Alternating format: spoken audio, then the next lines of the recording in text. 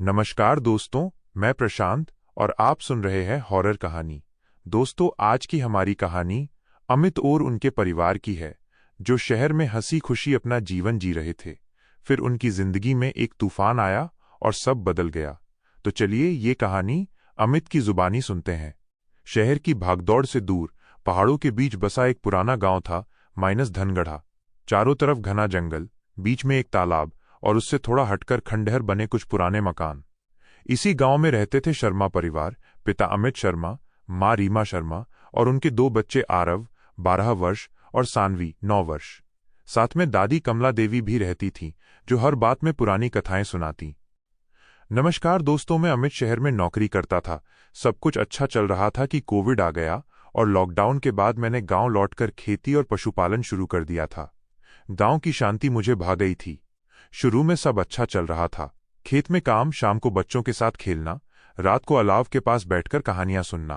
पर इस शांत जीवन में एक छाया थी जिससे गांव वाले डरते थे, कर्ण पिशाचिनी। मेरी माँ हमेशा कहती, बेटा जंगल के उस पार मत जाना, वहां कर्ण पिशाचिनी रहती है।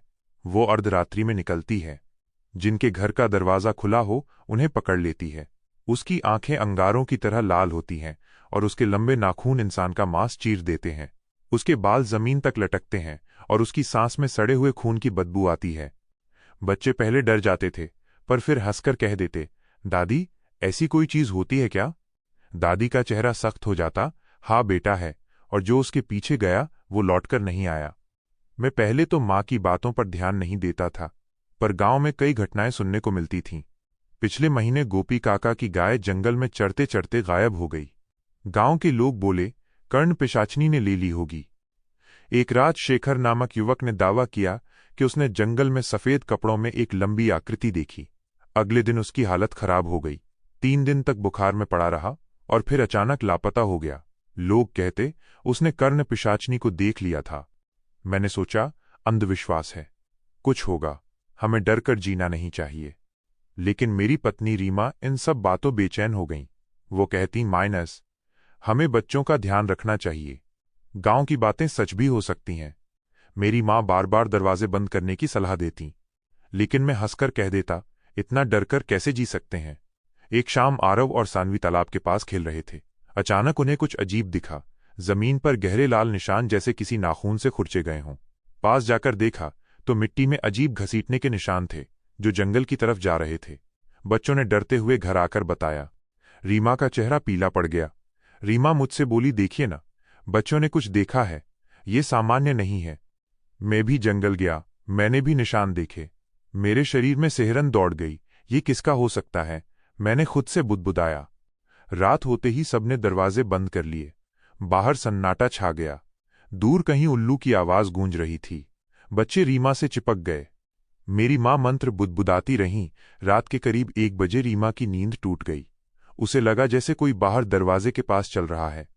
धप धप, जैसे भारी पैरों की आहट सुनाई दी। उसने मुझे झकझोरा, सुनिए, बाहर कुछ है। मैं उठा और टॉर्च लेकर दरवाजा खोला। बाहर घना अंधेरा। टॉर्च की रोशनी में कुछ नहीं दिखा, पर जमीन पर वही लाल खरोंचें थीं। टॉर्च की रोशनी पड़ते ही जैसे कुछ दूर भाग गया। मैंने आवाज दी, कौन है? पर कोई उत्तर नहीं मिला। जब दरवाजा बंद किया तो घर में भारी सन्नाटा छा गया। आरव ने फुसफुसाकर कहा, मां, वो आ गया क्या? रीमा ने उसे सीने से लगा लिया। बाहर हवा चल रही थी, पर उसमें कुछ सड़ी हुई गंध घुली थी। अगली सुबह गांव के कुछ लोग घर देखने आए। सबके चेहरे डर से भरे थे। किसी ने कहा, कर्ण पिशाचिनी जाग गई है। किसी ने कहा, रात को जंगल से आवाजें आती हैं। मैंने हिम्मत दिखाई, हम किसी भी अफवाह से नहीं डरेंगे। लेकिन अंदर ही अंदर मैं भी परेशान था। खेत में काम करते हुए मेरी नजर बार बार जंगल की तरफ जाती। मुझे लगता जैसे कोई मुझे देख रहा है। दोपहर में बच्चों ने फिर वही निशान देखे। इस बार वे तालाब से आगे बढ़े थे, सीधे जंगल की ओर। वहां पेड़ की छाल उखड़ी हुई थी और एक जगह पर जमीन गड्ढे की तरह धंसी थी। रीमा ने बच्चों को डांटा, तुम लोग जंगल में नहीं जाओगे, समझे? रात को बिजली चली गई। अंधेरा घना हो गया। अलाव बुझ चुका था। बाहर से झींगरों की आवाज और कहीं दूर से कुत्तों के भौंकने की आवाज आ रही थी। तभी दरवाजे पर जोर से खटखट हुई। टक टक टक। सभी सहम गए। माँ धीरे से बुदबुदाई, मत खोलो, मत खोलो। पर मैंने खुद को संभालते हुए कहा, शायद कोई मदद मांग रहा है। जैसे ही दरवाज़ा थोड़ा खोला, बाहर एक सफ़ेद छाया झिलमिलाई।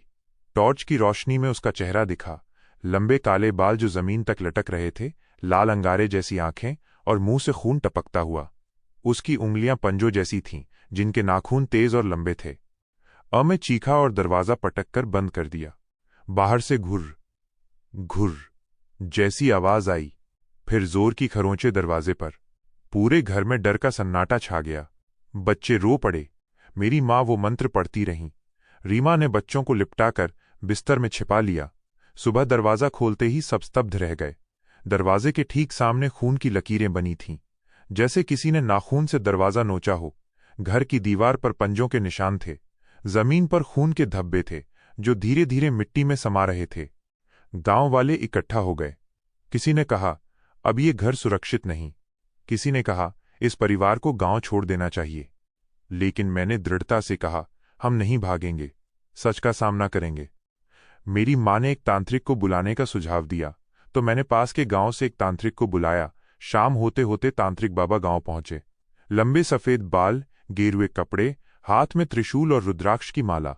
उन्होंने घर का निरीक्षण किया, दरवाजे के निशान देखे, खून की लकीर सूंघी।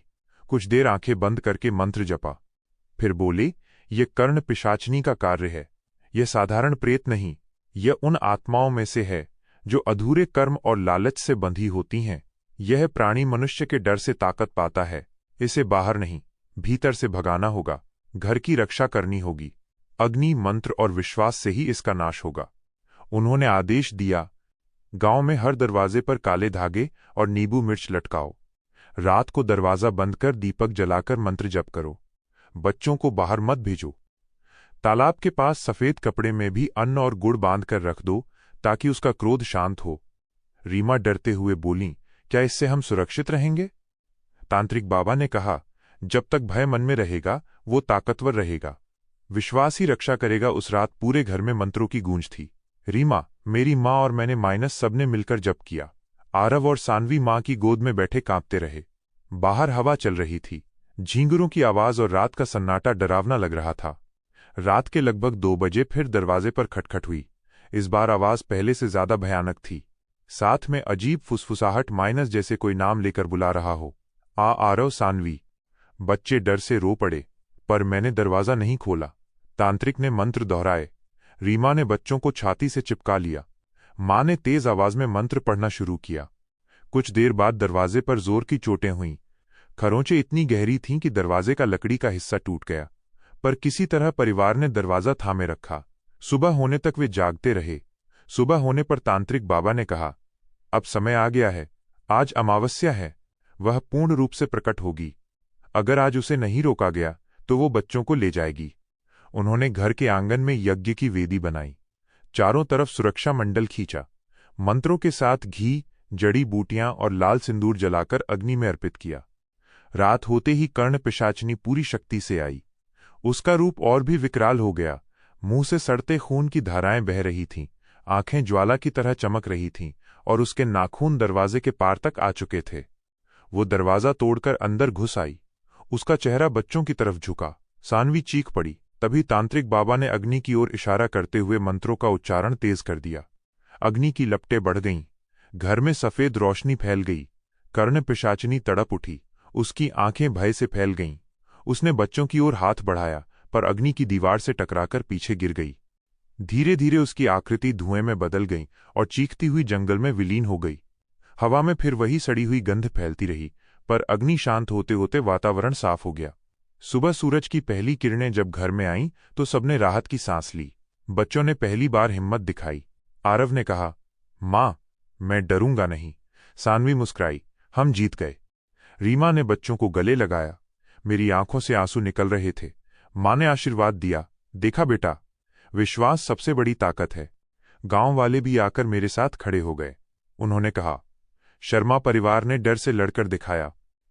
तांत्रिक बाबा मुस्कुराए। जब मनुष्य अपने डर को परास्त कर देता है तो कोई दानव उसे पराजित नहीं कर सकता। उस दिन के बाद कर्ण पिशाचनी की चर्चा धीरे धीरे कम हो गई। कोई कहता वो फिर कभी नहीं आएगी, कोई कहता वो अब जंगल में कहीं छिपी होगी। रीमा ने अपने घर की रक्षा के लिए हर अमावस्या को दीप जलाना शुरू कर दिया। बच्चों ने जंगल में कदम रखना छोड़ दिया। दादी की कहानियां अब डरावनी नहीं बल्कि प्रेरणा बन गईं। डर के सामने मत झुको, अंधेरे से लड़ो, विश्वास तुम्हें बचाएगा। इस तरह एक परिवार ने डर से संघर्ष करके अपने घर, अपने बच्चों और अपने विश्वास को बचाया। ये कहानी केवल एक भूत की नहीं बल्कि साहस की कहानी बन गई, जो हर अंधेरे में उजाला खोजती है। तो दोस्तों, ये थी हमारी आज की कहानी। आपको ये कहानी कैसी लगी? कमेंट करके ज़रूर बताएं। मिलते एक नई कहानी के साथ।